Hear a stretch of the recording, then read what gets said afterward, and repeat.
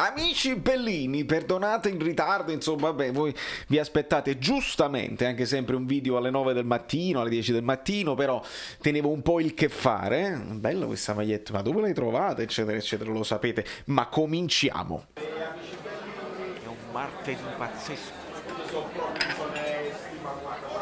Rumori incredibili, rumori. Allora, ovviamente la maglietta che indosso è su calciostore24.com. Non dimenticate, se avete intenzione di comprare qualcosa, di usare il coupon 1926 che vi aiuta ad ottenere un ulteriore sconto, mi pare fosse il 15%. Insomma, approfittate di queste occasioni perché sono belle, sono introvabili, lo sapete come funziona, e poi c'è il numero sotto in descrizione, anche WhatsApp, per stare in contatto con loro. Ma andiamo avanti, ragazzi. Io devo fare assolutamente i complimenti alla Roma, perché questa è, insomma, è stata una giornata di Champions e di Europa League dove praticamente l'Italia viene meno nelle sue cuciture, e purtroppo è una brutta roba, perché se andiamo a vedere gli accoppiamenti anche della Champions League, insomma dell'Europa che conta, e noi vediamo che ci stanno 1, 2, 3, fatemi dire bene, sono 3 inglesi, giusto? 2 tedesche, una spagnola e una portoghese, perché se andiamo a vedere bene, Manchester City, Borussia Dortmund, una partita secondo me straordinaria dove dobbiamo vedere se Holland riesce a mettere in difficoltà Guardiola. Dopodiché c'è Bayern di Monaco contro Paris Saint-Germain, o altro scontro da titani, 2 che secondo me potevano puntare al titolo, e quindi insomma si elimina una bella grossa, bella potente. E poi c'è Real Madrid-Liverpool, e che scherzi, e che stai scherzando? Attaccanti di un certo livello. Il Liverpool sta in grossa difficoltà in Premier, quindi secondo me proveranno fino alla fine ad andare in fondo, come anche il Real Madrid. E poi c'è questo Porto-Chelsea che potrebbe essere un pochino più equilibrata, anche se il Chelsea insomma è quarto in Premier, il Porto è secondo, sono valori diversi, però fatto sta che l'Italia non c'è, fatto sta che l'Italia anche in Europa League quasi non c'è, se non fosse per la Roma di Fonseca, che è probabilmente l'allenatore più europeo che ci troviamo in campionato. E non è un caso, se vuoi fare la casistica, la casualità: Inter, Conte, Juventus, Pirlo, Milan, Pioli, Napoli, Gattuso e l'Atalanta di Gasperini, insomma tutti questi allenatori italiani sono andati in Europa e hanno fatto fetecchia, una vera e propria fetecchia. Ora, chi meno, chi più, chi a testa alta, chi a testa altissima, chi recriminando e chi magari meritando di uscire. Fatto sta che va avanti Fonseca, che è l'allenatore che in campionato magari perde degli scontri diretti, magari se la vuole giocare troppo a viso aperto, quindi magari con le piccole fa la voce grossa, mentre negli scontri diretti ha peccato un pochino, non so se di presunzione, se sono stati sfortunati. Lo vedremo proprio nella partita contro il Napoli, dove è il momento della verità, dove devi capire se Fonseca veramente stecca un altro scontro diretto. Io sono preoccupato, vi devo dire la verità, perché queste sono le partite che invece di stancarti, sinceramente ti danno convinzione nei tuoi mezzi, ti danno morale, e comunque Fonseca viene contestato a Roma, Fonseca out, eccetera, eccetera, quindi non ce ne usciamo più. Le tifoserie non se ne escono, ragazzi, noi ci lamentiamo dei nostri tifosi, è uguale in tutte le città. Andate a vedere i commenti che hanno fatto su Pioli, quando nonostante insomma loro hanno fatto l'impossibile e il possibile, e con defezioni, però hanno detto: ma perché Ibra non l'hanno fatto giocare 10 minuti in più? Ma perché ti sei convocato a quell'altro che però comunque si deve operare? Insomma, sono tantissime le recriminazioni da parte dei tifosi, però io devo fare i complimenti a Fonseca, anche perché si continua a parlare di Fonseca come idea Napoli. Probabilmente se lui steccasse la Champions, la Roma potrebbe privarsene, e a quel punto il Napoli potrebbe fiondarsi su Fonseca, visto che comunque, a prescindere di come andrà Gattuso, non credo che voglia restare a Napoli.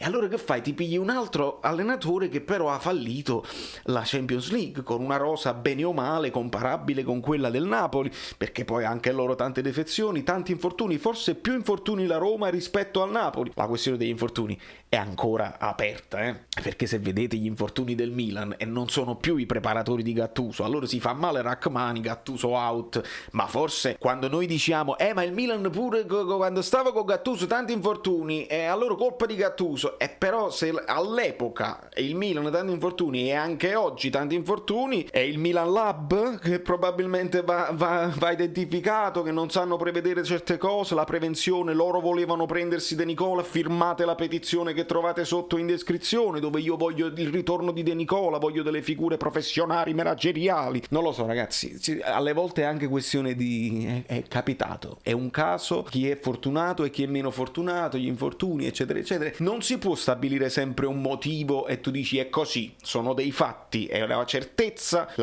assoluta. Io su questo canale non ve la do perché preferisco i dubbi e invitarvi voi al commento e al dibattito, che magari confrontandoci usciamo con non dico con una verità, ma con delle intuizioni che possono avvicinarsi alla verità. Questo è tutto. Insomma, il sorteggio è quello che è e secondo me sono uscite delle cose pazzesche. In Europa League noi sappiamo anche quello che succederà, perché ovviamente un occhio al Granada l'abbiamo dato e hanno battuto semplicemente il Malmo e sono andati avanti, e chi hanno incontrato? Proprio il Manchester United che ha battuto il Milan, e si trovano in quella fascia dove, ipotizzando che Manchester United supera il Granada, poi affronterà la vincente tra Ajax e Roma. Quindi si ipotizza una semifinale, diciamo così, si può ipotizzare una semifinale importante tra Manchester United e Roma, e l'altra semifinale poi è molto avvantaggiato in questo caso l'Arsenal, secondo me, che lo Slavia Praga, ok, ha superato il Rangers. L'avete visto il fallo di quello del Rangers? Uguale a quello di Ronaldo, espulso subito senza appello, ma lasciamo perdere. Mentre la Dinamo Zagabria ha battuto 3-0 il Tottenham di Mourinho. Aiutatemi, una partita incredibile. Mourinho, senza proprio problemi, ha detto che i ragazzi non hanno usato il pericolo, ragazzi. Ha detto né più e nemmeno che le cose che dice Gattuso della nostra squadra non si sono resi conto, non c'era l'attitudine giusta e non hanno considerato la Dinamo Zagabria una squadra pericolosa, e quindi hanno giocato con sufficienza eccetera eccetera. Si sono svegliati troppo tardi nel secondo tempo supplementare, sono arrivati vicinissimi, perché poi c'è stato anche un paio di miracoli del portiere, sono arrivati vicinissimo Kane, Reguilon, Bale,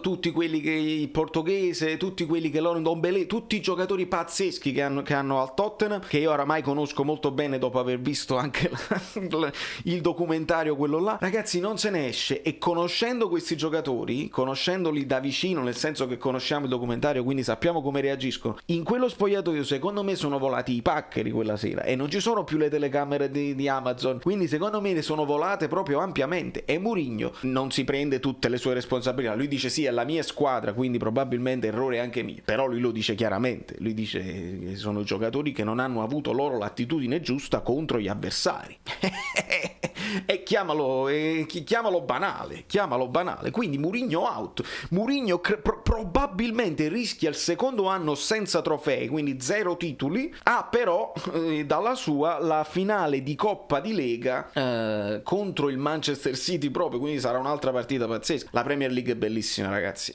non c'è niente di certo. Il Manchester City sta facendo un percorso netto, importante, ma vediamo che si arrabattano lì per il quarto posto. C'è l'Everton, c'è il Chelsea, c'è lo stesso Tottenham, ci sta il West Ham che sta facendo cose strane, il Leicester si sta comportando bene, e il Liverpool invece sta giù a tutto, il Manchester United sta clamorosamente secondo. Insomma, è molto interessante la Premier League, ma la verità vera assoluta è che l'Italia sta molto indietro. Se vai a guardare le squadre che stanno in Europa, come sono belle organizzate, come ci credono e come danno un'importanza anche all'Europa minore, all'Europa inferiore, perché i tifosi sono importanti, perché in questo periodo insomma di difficoltà nel campionato devi riversarti e non dobbiamo smetterla di snobbare questi campionati, lo sapete, queste coppe.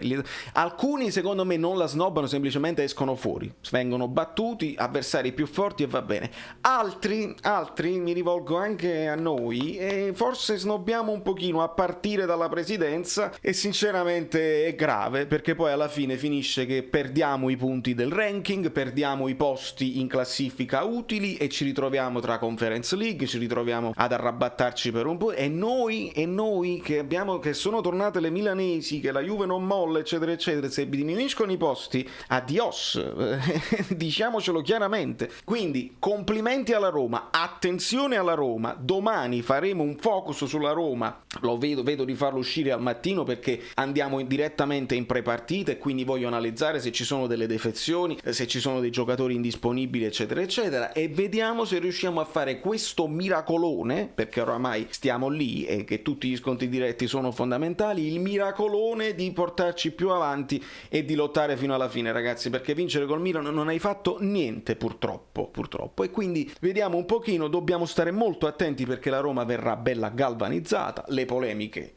anticipano questa gara perché loro volevano rinviare a lunedì, ci sta tutta la polemica della Roma, lo capisco tranquillamente, la polemica poi dell'Inter col Sassuolo, c'è tutto è polemica, tutto è per far parlare e tutti sono furbetti, furbastri, si fanno le regole a convenienza, l'ATS, l'ASL, l'ADL, chi là, tutti contro tutti in un paese che, non lo so, credo che in Europa non vedano come il grande paese del calcio, la grande nazione che esportava calcio e talenti, e diventa un pochino più complicata, stanno messo meglio in Europa, da New York. Valerio Fluido è tutto. Fatemi sapere cosa ne pensate, lasciate un like, iscrivetevi al canale. Non è facile. Amici bellini, siamo arrivati a 5.000, bravi, ma adesso abbiamo un altro obiettivo, sono i 7.500. Dopodiché la giveaway avrà il sapore di magliette un po' diverse. Iscrivetevi al canale, c'è sta un tasto, da Saverio Solo, non mi ricordo come mi chiamo.